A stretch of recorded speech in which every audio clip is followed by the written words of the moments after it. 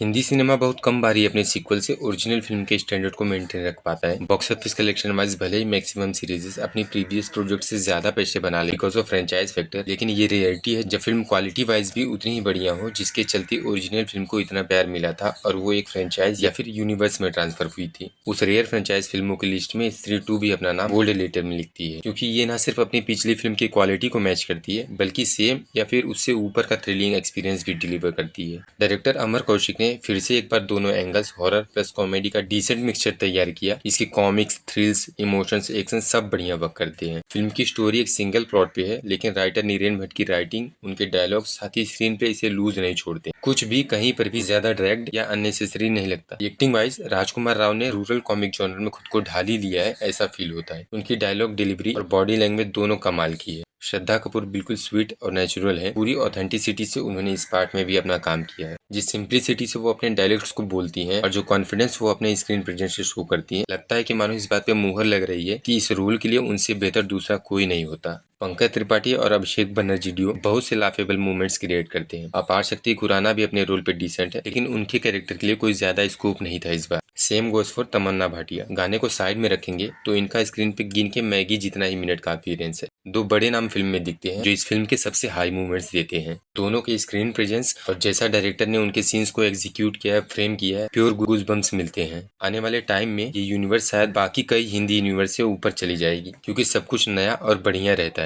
Team की वो कोशिश की लास्ट वाले से कुछ बेहतर देना है साफ साफ झलकती है। फिल्म का म्यूजिक ठीक है, बैकग्राउंड स्कोर एंड साउंड अच्छे हैं, कई सीन के इम्पैक्ट को अपलिफ्ट करते हैं। वीएफएक्स डिपार्टमेंट जिस भी कंपनी ने संभाला और उसे जिस इंडियन बंदे ने सुपरवाइज किया है, लिटरली बहुत सही है। एक मिड बजट फिल्म में ऐसा वक्त ग्रेट आउटपुट है। ये सब मैडॉक फिल्म ही मैनेज कर सकता है। हर बार उनकी फिल्म से ये लगता है कि ये लोग सच में फिल्म मेकिंग में पैशनेट है। अगर आपको स्त्री 1 पसंद है तो स्त्री 2 भी आपको बहुत अच्छी लगेगी। अब डिस्कस करेंगे पोस्ट स्त्री 2 इस यूनिवर्स का फ्यूचर क्या है। स्त्री 2 के बाद इस यूनिवर्स में कौन सी फिल्में आएंगी और पहले से मौजूद फिल्मों को एक फ्रेंचाइज में बदलने के अलावा क्या कोई नई फिल्म किसी नए किरदार या कहानी के साथ इस सुपर नेचुरल ब्रह्मांड से जुड़ेंगी और इसका विस्तार करेंगी? तो इन सब का जवाब देकर जाती है स्त्री 2। शुरू करेंगे स्त्री 2 ट्रेलर से, जहाँ मेकर्स ने ऑफिशियली डिक्लेयर कर दिया था स्त्री, भेड़िया और मुंजिया ये तीनों एक ही यूनिवर्स पे सेट है। और जब आप फिल्म आखिर तक देखेंगे इंक्लूडिंग एंड क्रेडिट्स, तो कई ओपन हिंट्स दिए हैं मेकर्स ने कि स्त्री, भेड़िया, मुंजिया ये सब सेम टाइम पीरियड में फ्रेम्ड है। दो पोस्ट क्रेडिट सीन्स भी हैं ड्यूरिंग फर्स्ट वन। एक पुरानी फिल्म से कनेक्शन के अलावा इस यूनिवर्स में बनने वाली नेक्स्ट फिल्म अनाउंस होती है, जो कुछ महीने पहले मैडॉक ने अनाउंस की थी with Ayushmann Khurrana. Second credit scene उस बंदे का है जिनके बहुत चर्चे हुए थे इस फिल्म में उनके कैमियो को लेकर।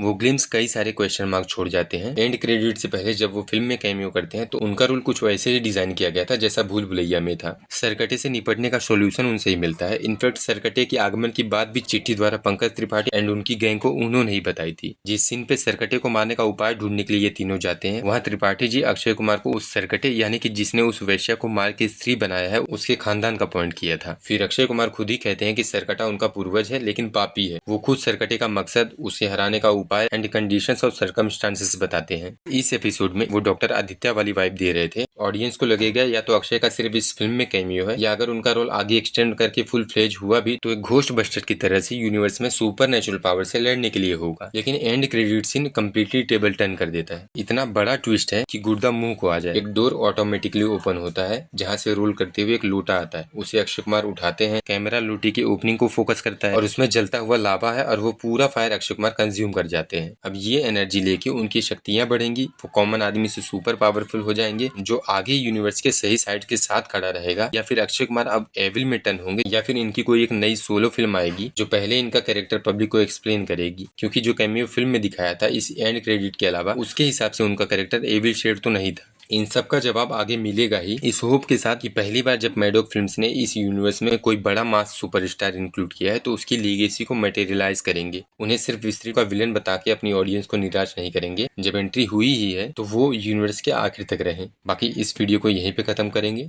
थैंक यू आपका वैल्यूएबल टाइम देने के लिए।